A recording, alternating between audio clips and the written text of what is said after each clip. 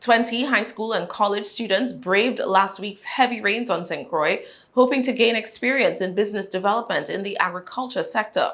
The students had been chosen to participate in a pitch competition that required them to create businesses in agriculture conservation and to create partnerships with farmers and business owners in that sector.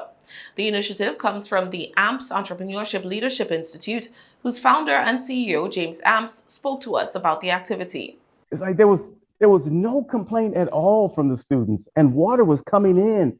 And Yvette Brown and Dale Brown, the owners of St. Farms, because they were coming in through some, and it was raining hard. They were coming in through some poles, and so they just, gradually got up, and it was so calm, and they were wrapping the poles around, with some I call them sheets or whatever they are, so it wouldn't, just disperse everywhere. But the students were calm, and we knew after that experience that we have something good here, because they were like, we just want to learn, because they were into it. On this particular retreat, students worked with St Farms and other local farmers, conducting interviews to discover their struggles and some of the biggest issues, and making plans to help with managing data, accounting, securing grants available to them, and conserving water.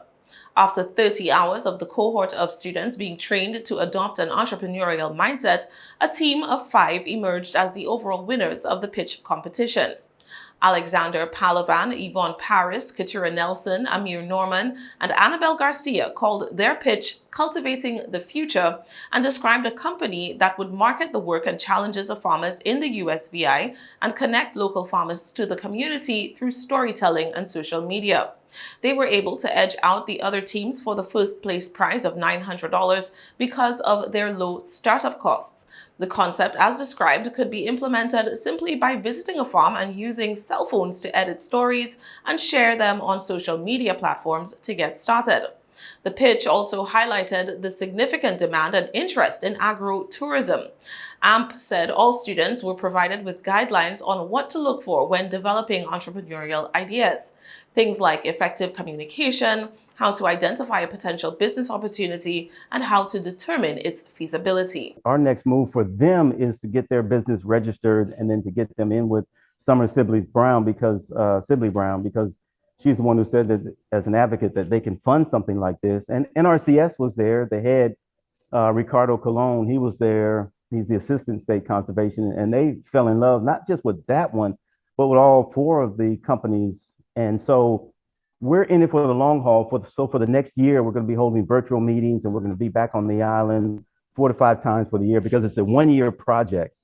And so, yeah, we're going to cultivate those businesses, not just that one, but all 4 of them, if they want that business. Because some people want a different business, and that's what we told them. Look, just learn what a business is about. Learn the mindset of an entrepreneur, and then you'll be different from everybody else. And that's what they learned. They have a different mindset now on what entrepreneurship is about. Although only one team could take the top spot, each participating student would be awarded a year-long mentorship program with professionals from South Florida and across the country.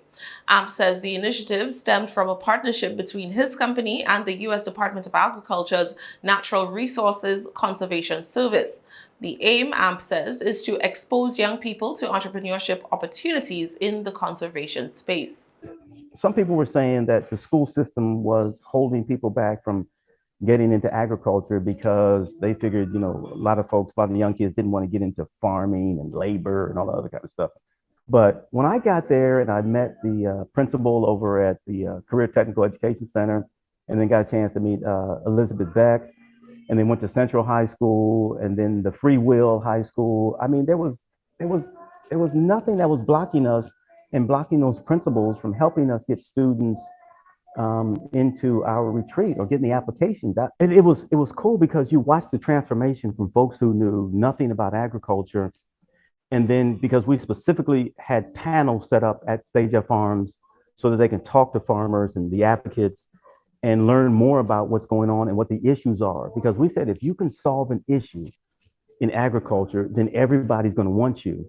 And so that's what we did, from the panels to NRCS, and the assistant state conservationist coming out and making his presentation and talking about all the opportunities that are in NRCS and USDA. It was amazing. Apart from the $900 first place prize, cash awards will also given to the second, third, and fourth place finishers.